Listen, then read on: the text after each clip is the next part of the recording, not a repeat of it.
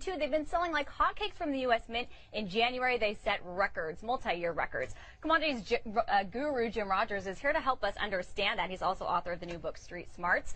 Mr. Rogers.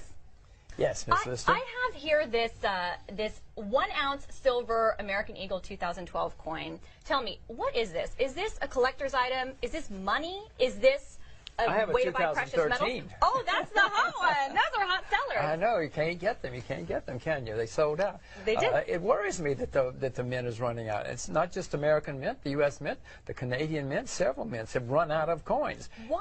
Why are they selling like hotcakes? Why is everyone clamoring to get their hands on them? I mean, I'm not the only person who's worried about the future of the world. No, lots of people are. It worries me a bit, though, that it's so hot right now. I don't like to buy things that are so hot. Do you think too many people are now speculating on precious metals, on silver coins? I do know that lots of people are. I know that the commodities numbers that the government publishes every week, they show lots of people have rushed into gold and silver here in the last several weeks. So it worries me. I'm not buying right now other than souvenirs for, my friends.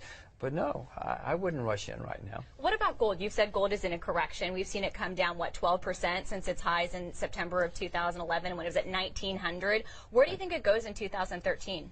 I'm not smart enough to know that. You should watch Yahoo Finance, for goodness sakes. You're competing with all the other financial networks. I don't know. Well, do you think the correction continues for a while? Yes, I do. Gold has been up 12 years in a row, which is extremely unusual for anything.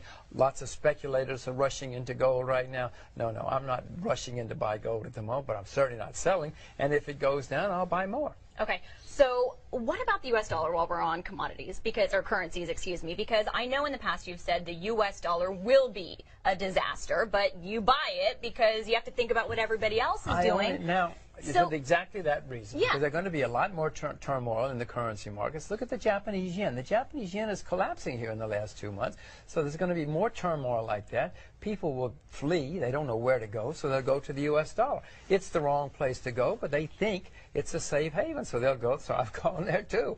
Yeah. Can I defend it? No, I cannot defend it, except for the fact that that's what other people are doing. So for the foreseeable future, is dollar still king? No, there's not a sound currency anymore.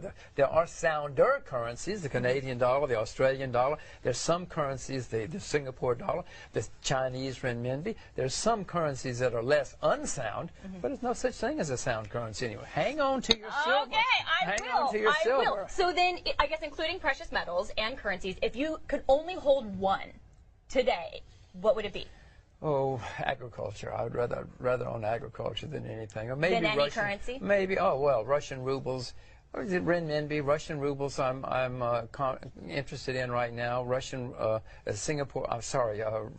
Renminbi. Chinese renminbi. I'm interested in right now.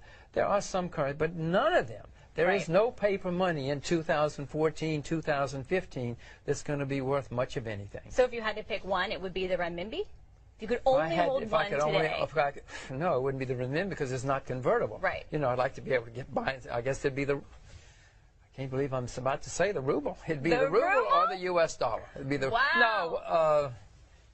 The Cold War all over again. The ruble and the U.S. dollar fighting. It might be the Russian ruble, believe it or not. The U.S. dollar is still very, very popular, and still the euro is in some parts of Africa because they used to be European colonies.